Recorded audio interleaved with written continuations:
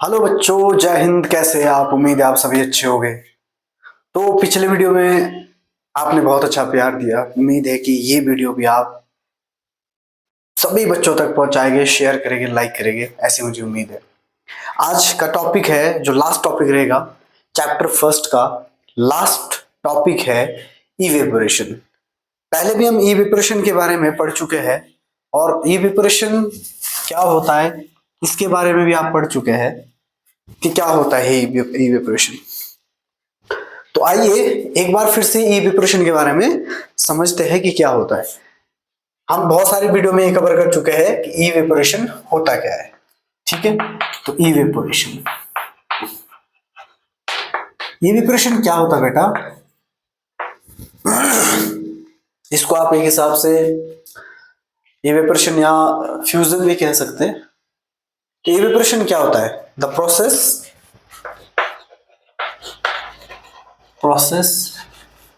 in which liquid change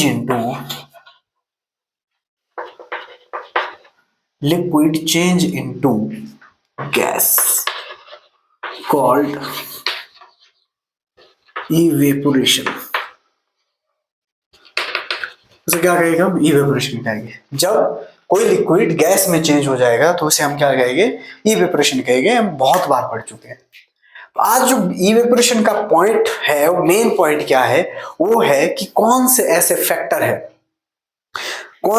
factor है जो evaporation को अफेक्ट करते हैं। ऐसे कौन कौन से तत्व है जो इवेपोरेशन को अफेक्ट करते हैं या प्रभावित करते हैं। हमारा आज का यही है, मेन टॉपिक भी यही इवेपोरेशन। तो फैक्टर अफेक्टिंग या factor which affect the evaporation, ऐसे भी लिख सकता। Factor which affect the evaporation. ऐसे कौन कौन से फैक्टर है जो इवेपोरेशन को अफेक्ट करते हैं, जिससे इवेपोरेशन प्रभावित होता है। कैसे, ये अभी समझेंगे वीडियो में। आगे आप मेरे साथ बने रहिए। देखिए, कोई भी वीडियो अगर आप देखने चाहते हो ना, तो उसको सबसे पहले आप पूरा वीडियो देखो, पूरा। आप तभी समझ पाएंगे। ज्यादातर बच्चे आजकल के ऐसे होते हैं कि वो एजुकेशन की वीडियो पे टिक ही नहीं पाते। वो चाहे किसी की वीडियो हो, मेरी वीडियो है या किसी और की वीडियो है, उस पर वो टिक ही नहीं पाते। वो तुरंत उठकर रील्स वगैरह में या किसी और चीज में, फालतू की चीजों को देखने में लगाते हैं।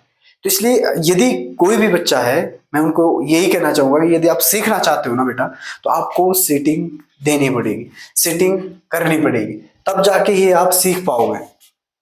ठीक है, तो बैठे रहिए, कॉपी पेन निकाल के रखिए। पूरा टॉपिक आपके सामने समझा दिया गया है। आगे भी टॉपिक कंटिन्यूसली करते रहेंगे। आप इसको बने रहिए वीडियो में और समझते रहिए। कोई भी डाउट हो, जैसे मैंने पहले भी क्या किया, कोई भी डाउट हो आपको, तो आप कमेंट बॉक्स में डाल दीजिए। मैं वो अलग से वीडियो बना दूंगा डाउट्स की। ठीक है, बहुत सारी गलतियां पीछे हुई है थोड़ा वीडियो में, थोड़ा करेक्शन करने के लिए। ठीक है, तो जैसे लैटेंट हीट पिछले वीडियो में था, तो उसकी लैटेंट मैंने टी नहीं लगाया, तो उसके लिए मैं सॉरी चाहूंगा आपसे, क्योंकि उसमें टी नहीं लगाया था मैंने।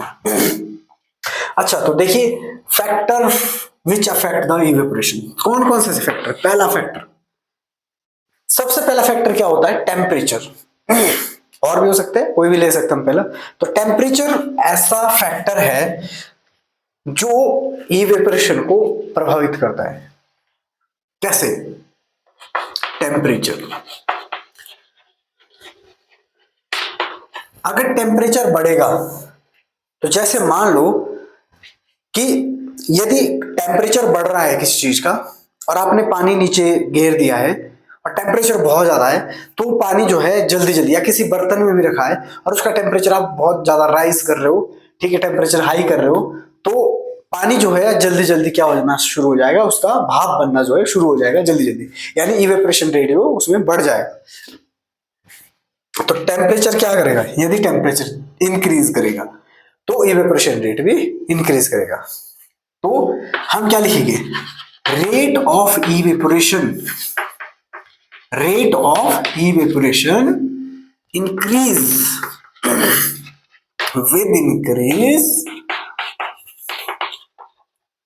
with increase temperature, with increase temperature। यानी हम कह सकते हैं कि टेम्परेचर इवेपोरेशन जो है, ठीक है, क्या है, इवेपोरेशन जो है वो डायरेक्टली प्रोपोर्शनल होता है टेम्परेचर के। यानी टेम्परेचर के बढ़ने पे इवेपोरेशन रेट भी बढ़ जाता है। ठीक है, आ गया समझ? चलिए आगे बढ़ते हैं। नेक्स्ट जो है वो है अगर एरिया ज्यादा हो। एग्जाम्पल के थ्रू समझाता हूं कि आपके पास कोई भी आपने पानी लिया मतलब किसी भी गिलास में पानी लिया और आपने एक गिलास पानी का लिया और एक गिलास आपने किसी प्लेट पे बिखेर दिया उस पानी को। ठीक है, प्लेट पे उस पानी को उस तरह से बिखेर दिया। अब और उसको आपने धूप में रख दिया, तो कौन सा पानी जो है जल्दी मतलब सूख जाएगा, इवेपोराइज हो जाएगा या गैस बन जाएगा या सूख जाएगा?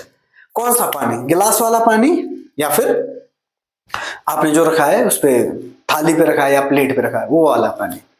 तो आप बिल्कुल सही सोच रहे कि वो वाला पानी जो आपने किस पे रखा है, थाली पे रखा है या प्लेट पे रखा, वो पानी जल्दी सूख जाएगा। या फिर दूसरे तरीके से समझते हैं कि यदि आप मान लो आपके पास चाय है, चाय का गिलास आपने लिया है और चाय एक आपने किस में ली है, कटोरी में ली है या बड़े सा इसमें ली है किसी प्लेट में, तो प्लेट में ज्यादा जल्दी ठंडी हो जाएगी चाय या फिर कप में ज्यादा जल्दी ठंडी हो जाएगी चाय? तो ऑब्वियस सी बात है किसमें ज्यादा जल्दी ठंडी हो जाएगी चाय?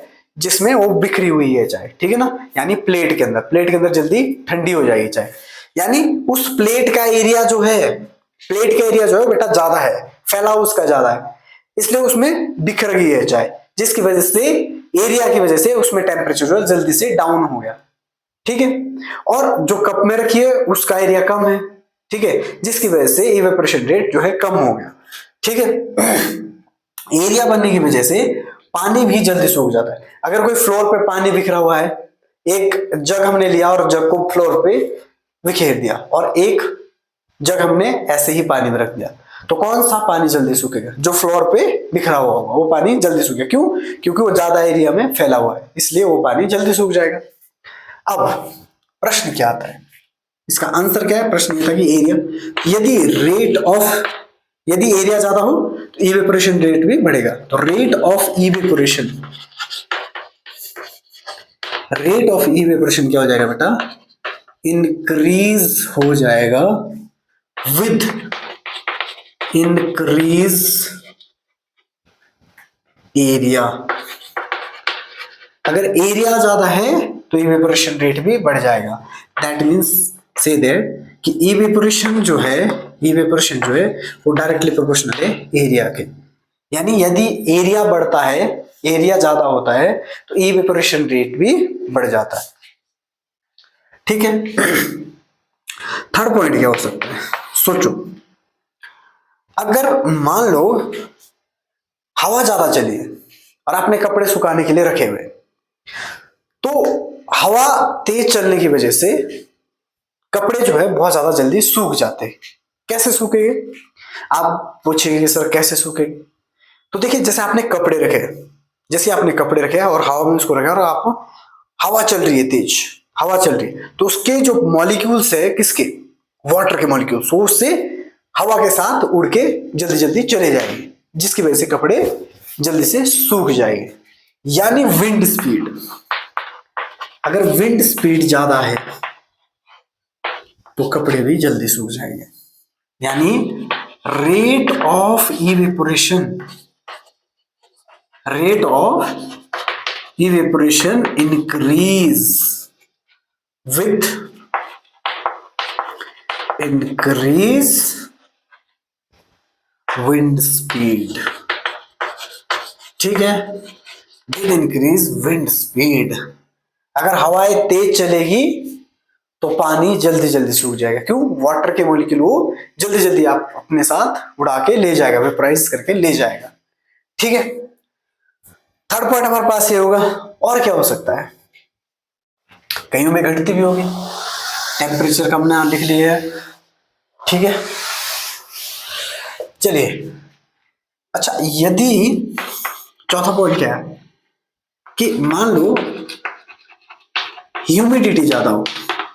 ह्यूमिडिटी क्या है? ह्यूमिडिटी का मतलब होता है हमारे एयर में पानी के वेपर की मात्रा। ठीक है, हवा में पानी की मात्रा, यानी पानी के जो वेपर है, भाप की मात्रा, उसको बोलते हैं ह्यूमिडिटी।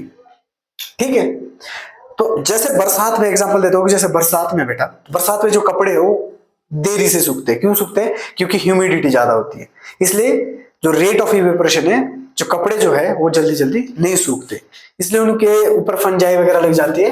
ठीक है, और उसपे गंध भी आने लगती है। ठीक है ना, तो ह्यूमिडिटी एक ऐसा फैक्टर है जो इवेपोरेशन को डिक्रीज करता है। ठीक है, तो rate of evaporation is decreased with increase humidity। Humidity के बढ़ने से इवेपोरेशन रेट जो है घट जाता है, यानी जल्दी जल्दी चीजें भाप नहीं बन पाती है। ठीक है ना, यानी वाटर का कन्वर्जन गैस में कम स्पीड से होने लगता है। ठीक है, अगर ह्यूमिडिटी ज्यादा हो तो रेट ऑफ इवेपोरेशन भी क्या होने लगता है? कम होने लगता है। ठीक है, तो इसी के कारण अब देखिए, ये तो होगी बात फैक्टर इफेक्टिंग की। कौन कौन से फैक्टर इफेक्ट करते हैं? यानी हम कह सकते हैं जो ह्यूमिडिटी, इसमें लिख देते हैं हम, जो ह्यूमिडिटी है, ठीक है, ह्यूमिडिटी जो है वो इनवर्सली प्रोपोर्शनल होता है किसके? इवेपोरेशन के। यानी यदि ह्यूमिडिटी बढ़ेगी तो इवेपोरेशन रेट घट जाएगा। ठीक है, यदि ह्यूमिडिटी घटती है तो इवेपोरेशन रेट बढ़ जाएगा। ठीक है, और सबसे बड़ा कारण में क्या है इवेपोरेशन का, और सबसे बड़ा काम क्या है, ये यहीं पे खत्म हो गया। तो अब देखिए, हमने ह्यूमिडिटी, कौन कौन से फैक्टर होते हैं? एक हो गया टेम्परेचर, हमने क्या पढ़ा, शॉर्टकट में सीधा सीधा पढ़ लेते हैं। ह्यूमिडिटी हो गया, ह्यूमिडिटी क्या होती है? जो डायरेक्टली प्रोपोर्शनल होती है किसके? सॉरी, इनवर्सली प्रोपोर्शनल होती है किसके? इवेपोरेशन की। टेम्परेचर डायरेक्टली प्रोपोर्शनल होता है किसके? इवेपोरेशन की। ठीक है, and wind speed directly proportional होती है किसके? इवेपोरेशन की, है ना, इवेपोरेशन के। और एरिया डायरेक्टली प्रोपोर्शनल होता है इवेपोरेशन के। तो ये चार फैक्टर मोस्ट इंपोर्टेंट है जो अफेक्ट करते हैं किसको? इवेपोरेशन को। ठीक है, आ गया समझ? तो ये चार फैक्टर ऐसे है जो इवेपोरेशन को अफेक्ट करते हैं। ह्यूमिडिटी बढ़ेगी तो इवेपोरेशन घटेगा, टेम्परेचर बढ़ेगा तो इवेपोरेशन रेट भी बढ़ेगा, विंड स्पीड बढ़ेगी तो क्या? इवेपोरेशन रेट भी बढ़ेगा, एरिया अगर ज्यादा होगा तो इवेपोरेशन रेट भी ज्यादा होगा। चलिए आइए अब आगे बढ़ते हैं। आगे क्या है बेटा, कि जो इवेपोरेशन रेट है, सॉरी जो इवेपोरेशन है वो इवेपोरेशन कॉज कूलिंग। ठीक है, इवेपोरेशन से हमारे को क्या मिलती है? ठंडक मिलती है। क्या मिलती है बेटा? ठंडक। क्यों मिलती है? देखिए, इसके पीछे एक कारण है। यदि कोई चीज गर्मी है, जैसे आजकल, तो आजकल क्या होता है कि अगर हम कोई भाग रहे हैं तो अगर हवा चलती है तो उसके कांटेक्ट में क्या आता है कि उसके कांटेक्ट में जो पानी के मॉलिक्यूल्स है वो आ जाते हैं, वो एनर्जी को एब्जॉर्व करते हैं।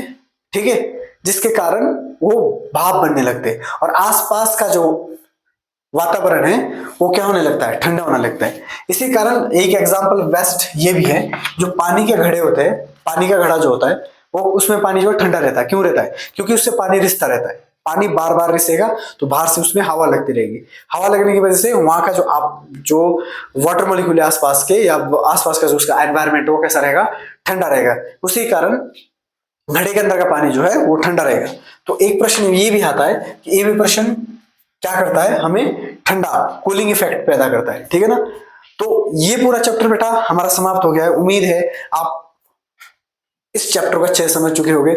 जो भी डाउट्स होंगे वो आपने कमेंट बॉक्स में मुझे बता देने हैं, मैं जरूर उस पर एक वीडियो बनाऊंगा। और अगला जो वीडियो है, अगला जो चैप्टर का वीडियो है वो जल्दी ही ले आएंगे। तब तक के लिए आप लाइक कीजिए, शेयर कीजिए, अपने दोस्तों तक सभी तक पहुंचाइए। जय हिंद।